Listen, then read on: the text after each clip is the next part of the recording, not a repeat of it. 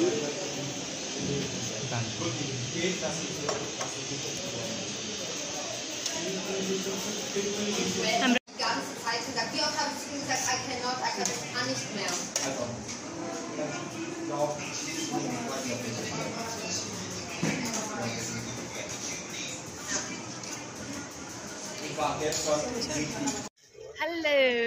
हामी चाहिँ मुगलिनमा छौं हाम्रो डे 2 नै कन्टिन्यू हो कति बज्यो 11 बज्यो टुर भन्छस् पीडा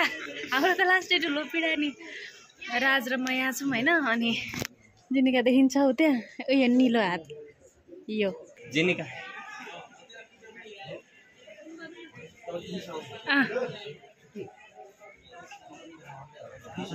यस्तो राज त लडिनस् यो सब यो तँलाई हो त्यसले भने होइन त्यो मक्ख पो पर्छ त फेरि यहाँ चाहिँ चटपटे दोकान छ अहिले हामी चटपटे नखाने अघि भर्खर हामीले भात खायौँ अनि हामी यसरी हामी यस प्रकारले फसिरहेका छौँ पहिरो खस्न बन्द भयो अब भोलि 1-2 बजेसम्ममा बाटो खुल्छ भनेको थियो फेरि पहिरो खस्छ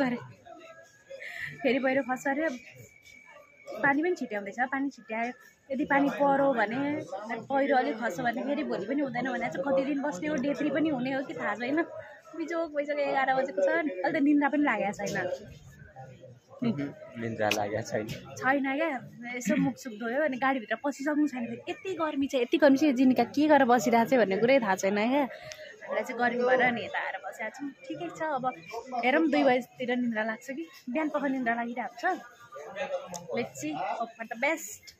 ल बाटो खुलिजाओस् भनेर लेख्नु त तपाईँहरूले बाटो खुलिजाओस् भनेर लेख्नु भयो भने बाटो खुल्छ अहिले बिहानको 5 बज्यो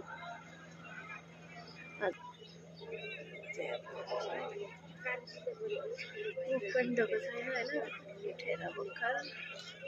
4 बजी उठे उठ्न चाहिँ तर कहाँ जाने ठाउँ छैन त्यही भएर यत्तिकै बसिरहेको छु बाहिर पनि यसरी बस्नुहुन्छ बाहिर सुत्नु भएको थियो यस्तो यो पेटी हो कि सबै त्यहाँ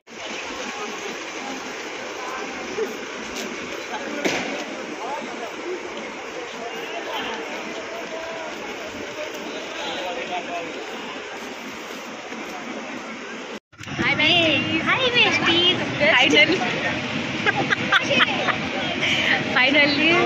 जाम खुलो कति दिनमा खुलो तेस्रो दिनमा म मुगलिनमा 3, 4, 5 गते 3:30 तिर जाम खुलो अरे हाम्रो गाडी स्टार्ट भयो वाउ म मुगलिनमा खुसी भइसकेको थिएँ म फेरि यो ठाउँबाट मुभ हुनु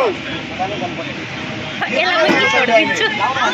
छुट्टी बाहिर हेर्दै थिएँ यतै छोडिदिएर जानु पर्यो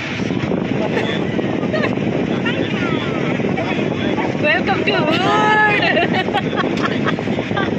राज मुगलिनबाट जान मन थिएन यसले पनि भन्नु मुगलिन पारी तरेर गण्डकी भन् हाम्रो मुगलिनको टुर सकिन लाग्यो ल मेरो लागि यो मेरो भ्लग किन यस्तो गर्दै हिजो एन्ड देखायो अब मेरो गाडी अमेरिका भर्सेस ए सम्पालको सुपर ओभरवाला हामी गेम हेर्दै जान्छौँ अब हेलो बेस्टीहरू हेर्दै हो नि